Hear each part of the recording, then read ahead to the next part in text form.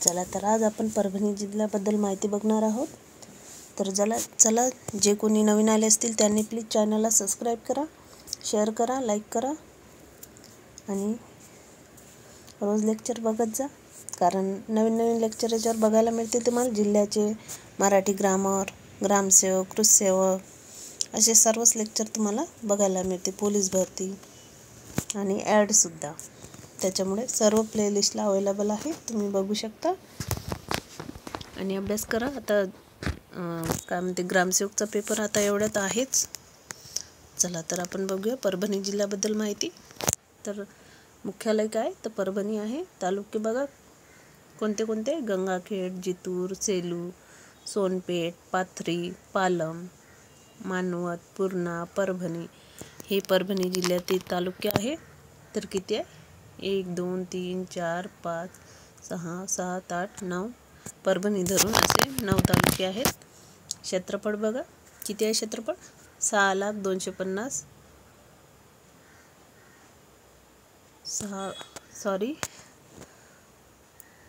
6,250.58 चौरस किलोमीटर एवढं क्षेत्रफळ आहे। 2,413.36 चौरस मैल एवढं ते मैलमध्ये अंतर होते। एकूण क्षेत्रफळ बघा 6,250, ते समोरचं 58 नाही लक्षात ठेवलं तुम्ही तरी चालते, 6,250 लक्षात ठेवा किंवा 51 असं ऑप्शनमध्ये असं दिलं राहील।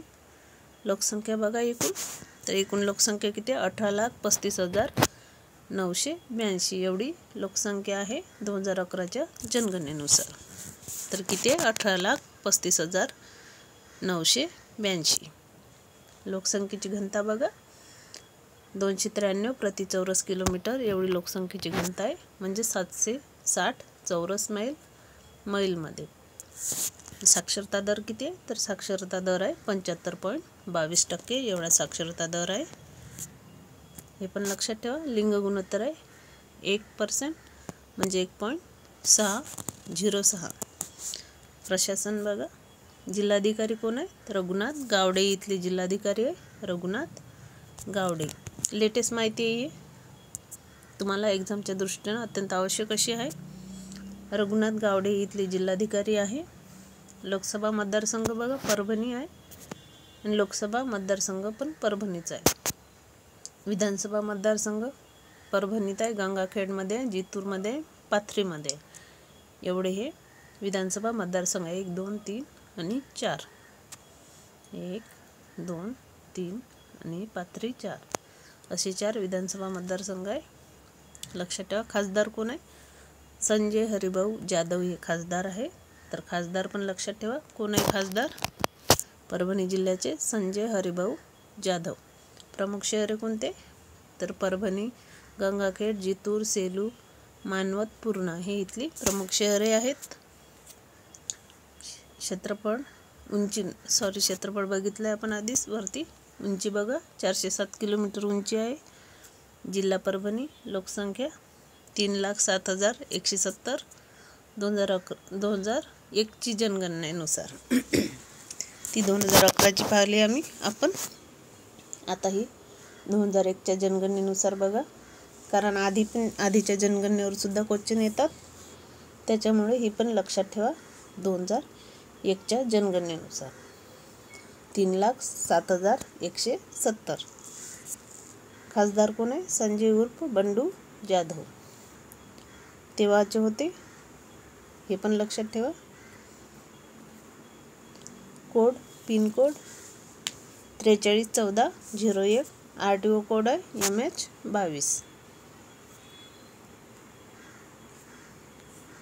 नेक्स्ट बघा, मुख्यालय परभणी आहे, तालुके एकूण 9 आहे। परभणी, जितूर, पाथरी, गंगाखेड, सोनपेठ, मानवत, सेलू, पालम, पूर्णा एवढे 9 तालुके आहेत।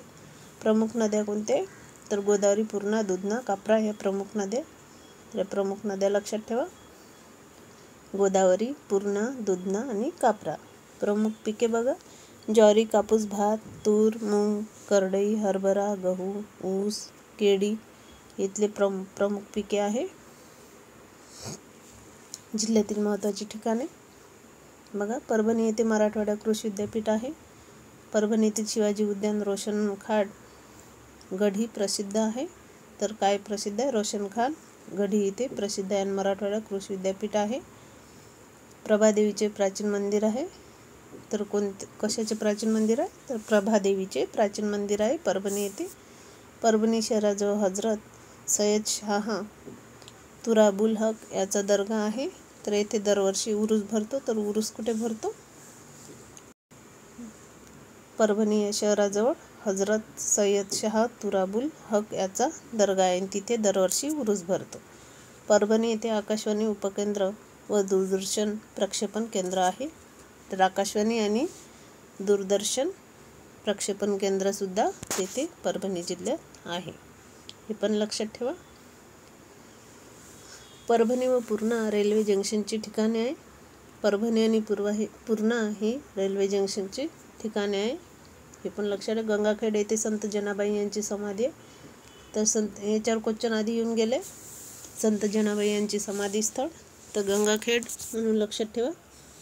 जिल्ह्यावरच नाही तर अदर जिल्ह्याचे पण क्वेश्चन विचारतात. त्यात पण जनरल नॉलेजच्या क्वेश्चनमध्ये हा क्वेश्चन विचारला गेला आहे.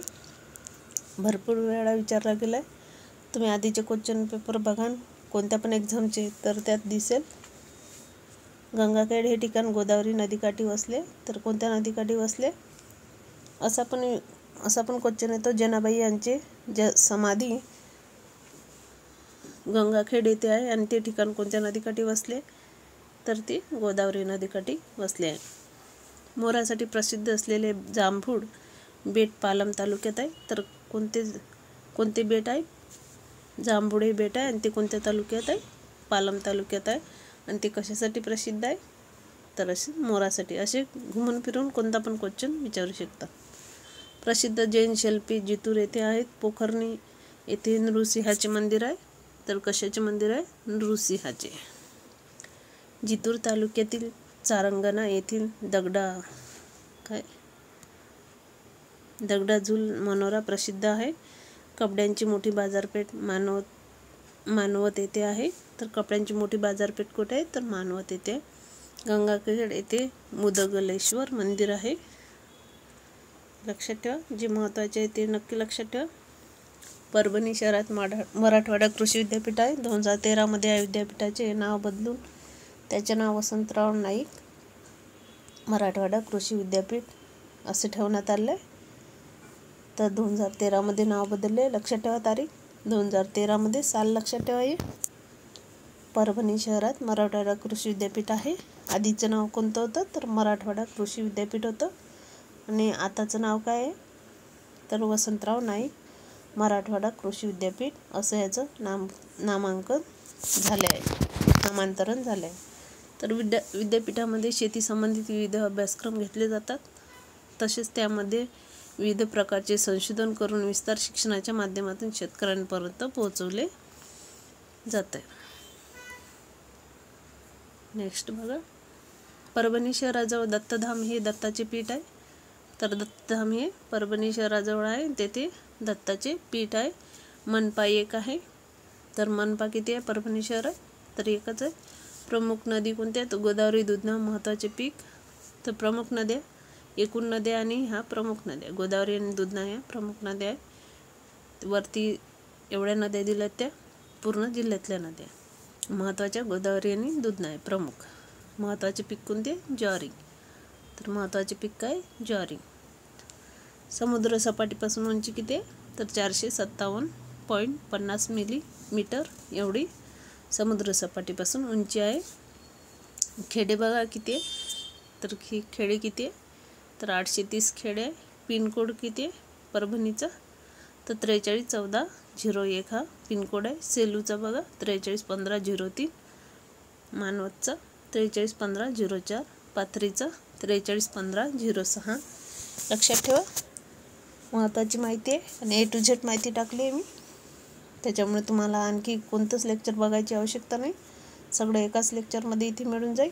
प्लीज चॅनलला सबस्क्राईब करा जेणेकरून मला पण मोटिवेशनल मिळेल. एक लेक्चर तयार करायला खूप वेळ लागतो. थोडं तरी मला पण मोटिवेशनल दे किंवा मला पण फायदा होऊ दे. कारण आम्हाला पण सबस्क्रायबर वगैरे असले तर भरपूर फायदा होतो.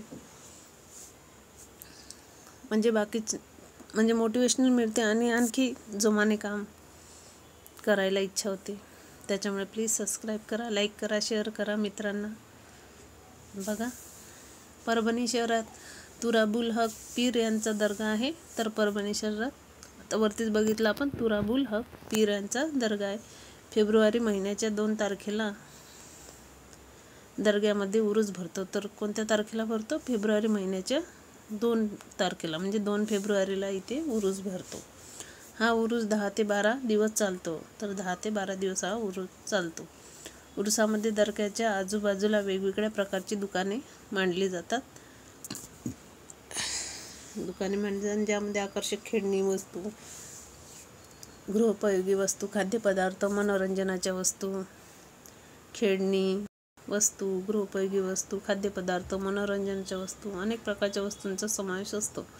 तसेच वेगवेगळी कला प्रदर्शने, क्रीडा व इतर कौशल्याची प्रदर्शने येथे केली जातात.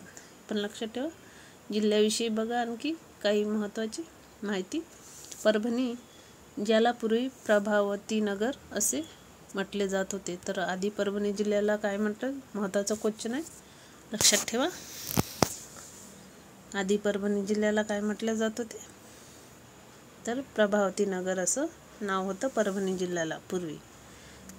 आणि मराठवाडा विभागातील 8 जिल्ह्यापैकी हा एक होता. हा संपूर्ण मराठवाडा प्रदेश पूर्वी निजाम राजाचा भाग होता. नंतर हैदराबाद राज्याचा एक भाग 1956 मध्ये राज्याचे पुनर्गठन झाल्यानंतर ते तत्कालीन मुंबई राज्याचा एक भाग बनले आणि 1960 नंतर हा सध्याचा महाराष्ट्र राज्याचा एक भाग आहे. परभणी जिल्ह्यात 18.45 आणि 20.10 उत्तर अक्षांश, लक्षात ठेवा, उत्तर अक्षांश रेखांश आणि 76.13 आणि 77.39 पूर्व रेखांश आहे. हे पण लक्षात ठेवा. जिल्ह्याच्या उत्तरेस हिंगोली जिल्हा आहे. बघा, कोणत्या दिशेला कोणता जिल्हा आहे? जिल्ह्याच्या उत्तरेस हिंगोली जिल्हा आहे. जिल्ह्याच्या पूर्वेस नांदेड जिल्हा आहे. दक्षिणेला लातूर आणि पश्चिमेकडे बीड जिल्हा आहे. पश्चिमेकडील बीड जिल्हा आणि जालना जिल्हा अशी जिल्ह्याची सीमा लागले. तर बघा, उत्तरेला हिंगोली जिल्हा आहे, लक्षात ठेवा. पूर्वेला नांदेड, दक्षिणेला लातूर, पश्चिमेकडे बीड आणि जालना जिल्हा आहे. मुंबई राजधानी पश्चिमेकडे आहे. मुंबई राजधानी ही पश्चिमेकडे आहे.